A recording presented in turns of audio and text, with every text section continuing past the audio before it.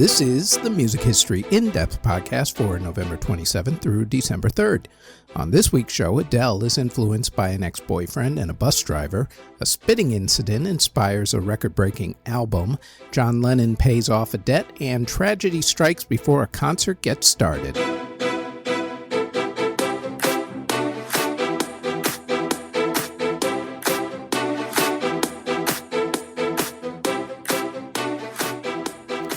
In 2008, Adele released her first album, 19. The album did okay at first. Then she was booked to be the musical guest during the now famous Sarah Palin episode of Saturday Night Live.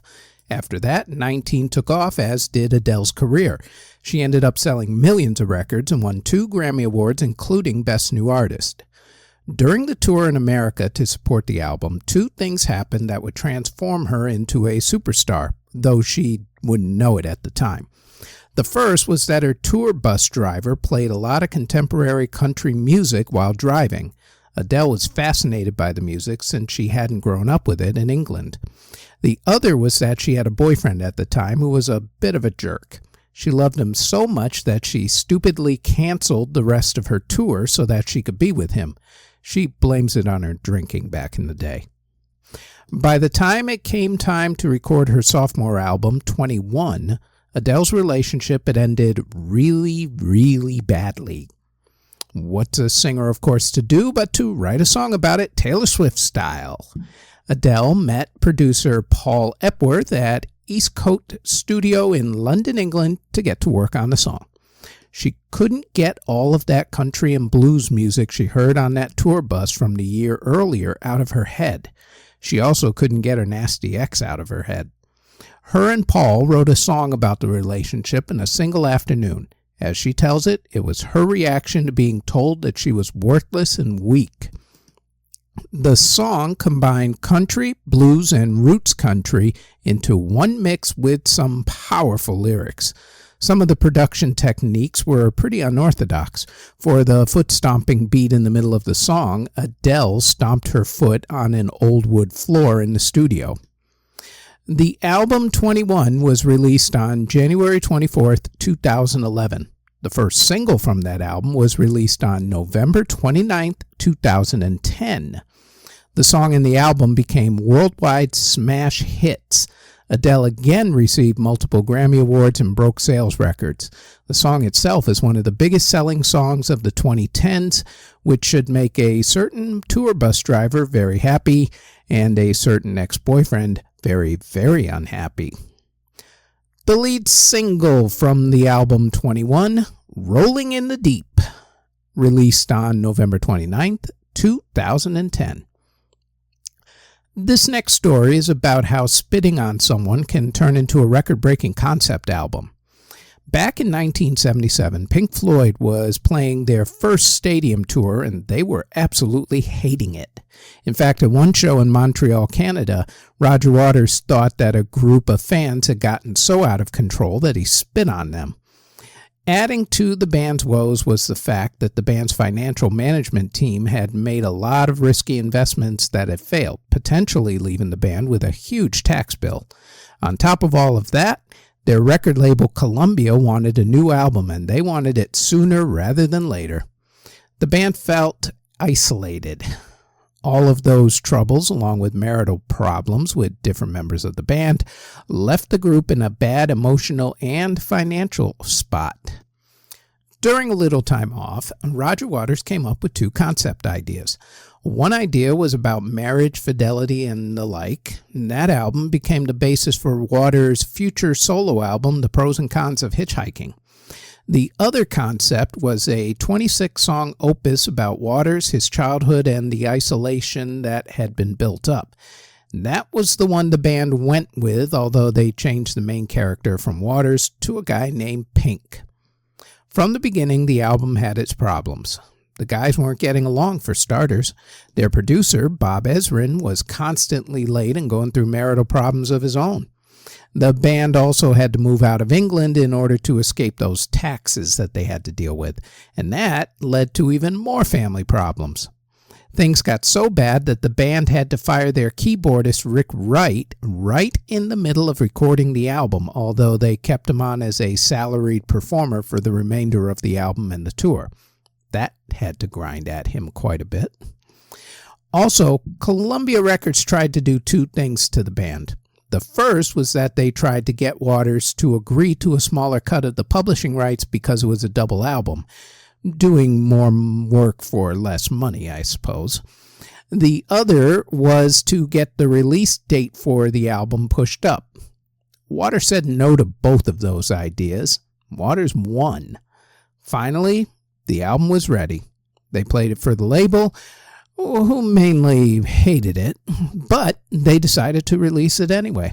And that album, The Wall, was released on November 30th, 1979, to, at that time, very mixed reviews. This album, that the record label and some critics hated, would eventually go on to sell over 23 million records and to eventually also be called one of the greatest albums ever recorded. The Wall would also stay on Billboard's top albums chart for what seemed like forever. In fact, on October 27, 1983, the album broke the record for consecutive weeks spent on Billboard's Top 200 Albums chart when it hit 491 consecutive weeks. Its final total would end up being 724. The album whose Pink Floyd broke, by the way, well, that was Johnny Mathis's greatest hits. Pink Floyd's double album, The Wall, released on November 30th, 1979.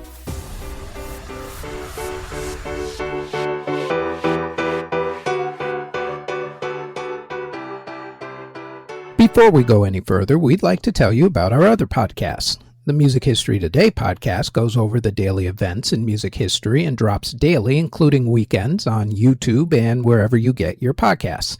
There's also the Music Halls of Fame podcast, which talks about a member of the Rock and Roll Hall of Fame, along with other Music Halls of Fame's museums and walks of fame. The Music Halls of Fame podcast drops every Thursday and can also be found on YouTube and wherever you get your podcasts. Now, back to this podcast.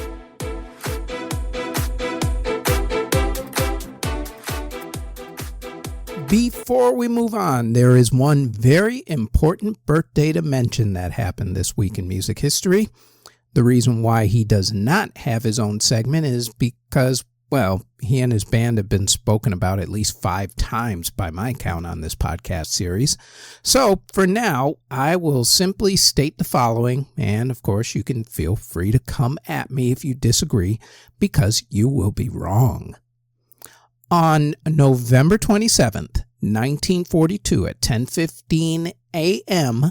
at King County Hospital in Seattle, Washington, the greatest guitarist who ever lived was born. His given name was Johnny Allen, then renamed to James Marshall before he changed his first name to Jimmy. His last name was always the same no matter which name he went by.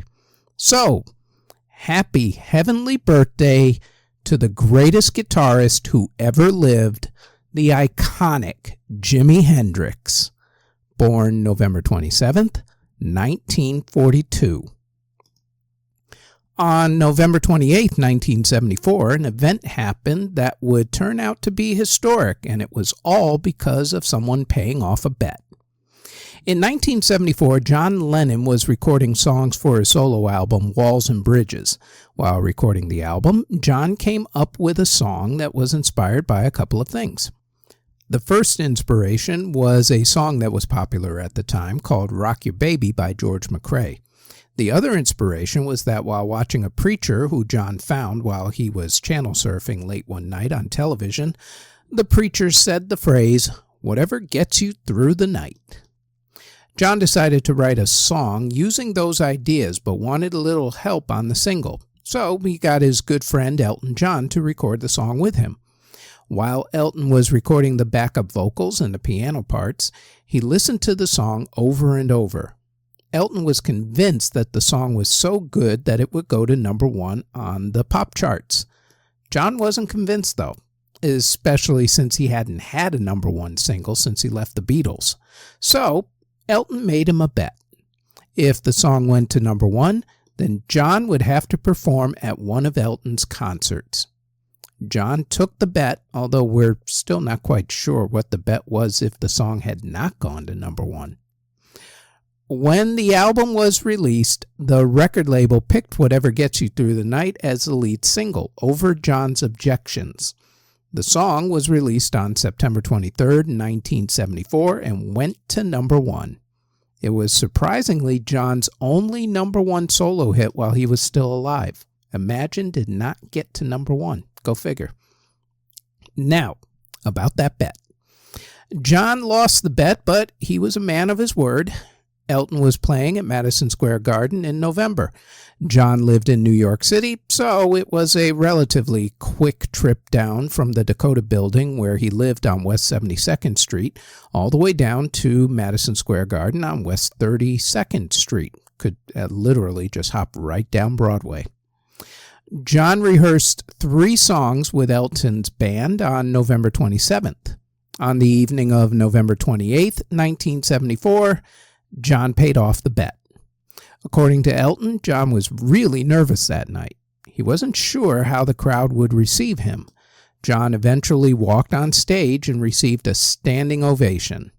After the crowd died down to a level where they could be heard, John joined the band in playing Whatever Gets You Through the Night and 2 Beatles classics, I Saw Her Standing There and Lucy in the Sky with Diamonds. Elton did a cover version of Lucy and made the song popular again. This appearance was also historic because it would be the last time that John would ever perform on a concert stage. There was talk of John doing a small concert tour to promote his 1980 album, Double Fantasy, but that talk was cut short by the bullet that unfortunately ended John's life on December 8, 1980. Something else came from this concert as well, or rather, someone else. According to a recent interview between Elton John and John Lennon's son, Sean Lennon, John and his wife, Yoko Ono, of course, reunited at the concert. They had been separated for some time due to John's infidelity, among many other issues between the two of them. That night, though, according to Elton, John and Yoko realized how much they truly loved each other. After the concert, they went back to their apartment, and 9 months later, Sean Lennon was born. They conceived Sean the night of the concert. Sean told Elton that if it wasn't for his concert, he might not be alive today. The Elton John concert, which included the final concert appearance by John Lennon at Madison Square Garden in New York City on November 28, 1974. Next, there's a lot of tragedy that sometimes goes with seeing any sort of music event, at least. There's terrorist attacks, for instance, such as the events at Le Bataclan Theatre in Paris, France, or the Ariana Grande concert in Manchester, England. There's the mass shooting at a country music festival in Las Vegas. There's the hostage crisis at a music theater in Moscow, Russia. There's, of course, the stabbing at the Rolling Stones concert at Altamont. And then there's the station nightclub fire during a Great White concert in West Warwick, Rhode Island. And then there's what happened in 1979. General admission ticketing is something that I've never liked for many, many reasons. First, you have to get there really early to get a seat. Second, unless you're standing in certain spots, you're not going to see much. Third is that it's really, really dangerous sometimes. I mean, sure, it looks cool for your videos to have tons of fans running towards the front of the stage. However, those fans can get crushed, both from the initial run towards the stage for the front seats and also from the crush when people start pushing forward towards the stage from the back during a concert. In 1979, The Who were on tour. They started on the East Coast, then went to the Midwest to play some gigs. On December 3rd, 1979, The Who played their 10th show of the tour in Cincinnati, Ohio at Riverfront Coliseum, which is now called the Heritage Bank Center. The show was completely sold out. There were 18,348 tickets sold. Of those, 14,770 were for general admission seating. You know the drill. Doors open, run to the front. The doors were supposed to open at 7 p.m. However, a radio station mistakenly promoted that general admission seating would start around 3 p.m. So people, of course, started showing up way before. By the time doors were actually supposed to open at 7 o'clock, there were already over 7,000 people outside the stadium waiting to get in. 7 p.m. came and went, and the doors still were not opened. The crowd started to get impatient, and then only 2 doors opened in the venue, which wasn't supposed to happen. It was supposed to be every door opening at the same exact time. What sent the crowd into overdrive was that The Who either did a late sound check or they were showing part of their movie at the time, Quadrophenia, depending on whose story you go with. Either way, people outside could hear what was going on inside, and some people thought that the concert had started without them, and they were pissed, and they wanted in right at that very second. They started moving towards the only 2 doors that were open. 2 doors, 7,000 people, an agitated crowd. Science will tell you that that is a recipe for disaster. Trust the science. The rush towards the 2 doors to see what they thought was the concert starting without them created a stampede. And by the time the stampede was over, 11 people, ranging from the ages of 15 to 27 years old, were dead, and scores more were injured. The ramifications from this disaster were widespread. First, for the band. The Who weren't told about what happened until after the concert, which still went on as if nothing had happened. The victims' families sued everyone involved, including The Who. Most of them settled for around $150,000 each, which is about $385,000 in today's money. On December 3rd, 2015, a plaque was dedicated at the arena to the memory of the victims. The Who were supposed to play in Rhode Island a couple weeks after the Cincinnati concert. However, Providence, Rhode Island's mayor canceled the concert, even though the concert had assigned seating and not general admission. In 2019, The Who announced that they would play in Cincinnati on their upcoming tour for the first time in over 40 years. The concert was supposed to be held on April 23, 2020. However, the pandemic put that concert on hold until May 15, 2022, 43 years after the horrific events of the last time that the group had played there. The band said that they needed to go back in order to heal, having never forgiven themselves for not staying in Cincinnati to mourn with their fans after what had happened. The concert has also been discussed in pop culture, actually quite a bit. The most famous example was on the television show WKRP in Cincinnati, who did a special episode on the event, seeing as how the show was about a rock music radio station in Cincinnati at the time of the disaster. Also, just about every band who plays at the arena pays tribute to the victims in one way or another, at least by mentioning them as well. For a number of years, a lot of cities banned general admission seating at concerts, but those restrictions ended in those cities as time went on. Of course, now general admission seating is the norm in a lot of places, especially at music festivals. When not done properly, it still leads to very bad things happening. For instance, the debacle that was the Travis Scott Astroworld tragedy that happened a few years ago when people rushed forward towards the stage, leading to the people in the front getting crushed. The stampede at the Who concert in Cincinnati, Ohio, that killed 11 people on December 3rd, 1979.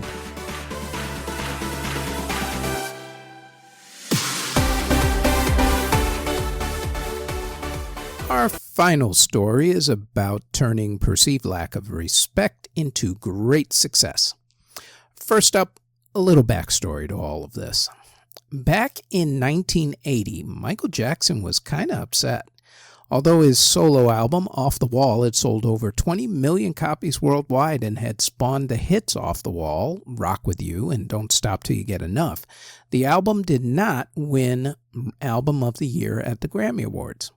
What's more, he had tried to get on magazine covers, but Rolling Stone famously declined to do a story on him. As he told someone afterwards, quote, "I've been told over and over that black people on the cover of magazines don't sell copies. Just wait. Someday those magazines are going to be begging me for an interview. Maybe I'll give them one, and maybe I won't." End quote. With that in mind, Michael went to work on his new album. He recruited Quincy Jones, who had produced Off the Wall, to produce this new album.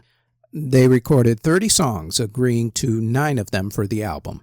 He got songwriter Rod Temperton to help write a few songs, including the song Thriller. Got horror film master Vincent Price to do the voice towards the end of the song, which he managed to pull off in only 2 takes. He recruited the members of the group Toto, who all used to be session musicians back in the day, to play on songs like Beat It. He also had Eddie Van Halen do a guitar solo, and he got Paul McCartney to duet on a song. And when all was said and done, both Michael and Quincy listened to the album, and they hated it. They then spent the next 2 months stripping down the songs and remixing them. Finally, on November 30th, 1982, Michael released that album, Thriller. At first it did okay. The Girl Is Mine with Paul McCartney was the lead single and it went top 10. Then Michael made the music video for the next single, Billie Jean. MTV refused to play the video as they were, quote, a classic rock and roll station, end quote, which was their way of saying that we don't put black people on our channel. Michael's record label president, Walter Yetnikoff, famously threatened to pull every single video off of MTV unless they played Michael's video. When that record label was CBS, which was the biggest record label in the world at that time, that threat carried an awful lot of weight. MTV relented and played Billie Jean. Good choice, as it helped to make both the song and MTV really popular. Then came Beat It, Michael doing the moonwalk on the Motown 25 TV special, and the album suddenly went into hyperdrive. The album started selling over 1 million copies. Michael received critical acclaim and awards, including that elusive Album of the Year Grammy. It's been certified to have sold over 33 million copies and counting, making it by far the biggest selling album of all time worldwide. It still, to this day, sells over 100,000 copies a week. Also, about those magazines that wouldn't put him on the cover because of the color of his skin. Rolling Stone came begging for him to do an interview with them, even though they had only given him 4 out of 5 stars in their review for Thriller. Michael thought about it and then granted them the interview, but only if he would be on the cover. They obliged. By the way, that particular issue became their biggest selling issue in years. Much respect, Michael. Much respect. By late 1983, Michael Mania had kind of taken hold of the world. The Thriller album was selling upwards of 1 million copies a week at that point. And, of course, what helped that album sale was the popularity of MTV. You could actually say that Michael and MTV had a symbiotic relationship. Michael made MTV into a cultural icon, and MTV did the same for Michael Jackson. Michael definitely knew how to use the visual medium. The music videos Billie Jean and Beat It helped turn those songs into #1 smashes, while his performance of the moonwalk while performing Billie Jean on the Motown 25 television show had helped turn Michael from a superstar into a megastar practically overnight. Everybody wanted to know what he was going to do next. They didn't have to wait long. In late 1983, Michael started working on a video for the title track to Thriller, but instead of just simply making a 5-minute music video, he decided to make a short film with a horror bent to it, in keeping with the song's theme. He gathered up the best in the business at that point. He got John Landis, who directed the movie An American Werewolf in London, to direct this little film of his. He got Michael Peters, who was the go-to choreographer at the time, after working with Michael on Beat It and also Pat Benatar on Love is a Battlefield, to choreograph Thriller. Academy Award-winning makeup artist Rick Baker did the special effects, while horror film superstar Vincent Price's voice also made the film, having already done the original recording of the song. Michael's now famous red jacket, by the way, well, that was designed by John Landis's wife, Deborah Landis. The video was not without controversy, as Michael was a devout Jehovah's Witness at the time. For starters, he casted Playboy model Ola Ray for the female lead. That did not exactly go over too kindly with the church. The other thing that didn't sit well with the church was the subject matter of the video, which of course was Michael turning into a werewolf. All right, remember kids, this was 1983. Reagan conservatism was the thing back then. Moral majority, mega churches, The controversy got to the point where if you watch the full video at the very beginning, you will see the following words, quote, "Due to my strong personal convictions, I wish to stress that this film in no way endorses a belief in the occult." End quote. Yeah, he actually had to put that in there as a disclaimer because, I don't know, people are stupid. Anyway, in order to get the film eligible for an Academy Award, they premiered it not on MTV, but in a movie theater. On November 14, 1983, the movie premiere for the video was held at the Metro Crest Theater in Los Angeles, California. A lot of people were there, a lot of famous people. That would include Warren Beatty, Eddie Murphy, Diana Ross, that type. Think early 80s famous people. The film received a standing ovation and was shown again to the delight of the audience, especially when Eddie Murphy screamed out, "Show the movie again." Only he used swear words in there. I'm not going to say them. Anywho, on December 2nd, 1983, millions of kids like myself rushed home because, of course, we couldn't make it to the theater in Los Angeles. So we rushed home to watch the video premiere on MTV. And, of course, we were transfixed. By the way, MTV literally played it that day, every hour on the hour. The ramifications of this video were rampant. For starters, the film did not receive an Academy Award nomination in the short film category as Michael had hoped for. However, it did become the most overplayed song during the Halloween season. And that continues to this very day, kids, because every October, every hour of every day, that's all I hear. Crazy. Anyway, the behind-the-scenes VHS documentary, The Making of Thriller, sold over 9 million copies, becoming the most successful music video, according to the Guinness Book of World Records. On YouTube, the video has, as of this podcast, over 1 billion views. That's with a B. It is also the first music video to be inducted into the National Film Registry by the Library of Congress. It also, after numerous wins at the American Music Awards and the Grammys, helped to cement Michael's place as the king of pop. Michael Jackson's album Thriller, the biggest selling album of all time worldwide, released November 30th, 1982. The premiere of Michael Jackson's Thriller music video on MTV on December 2nd, 1983. And that is it for the Music History In-Depth podcast for November 27th through December 3rd. Thank you very much for listening or watching if you're watching this on YouTube or Spotify.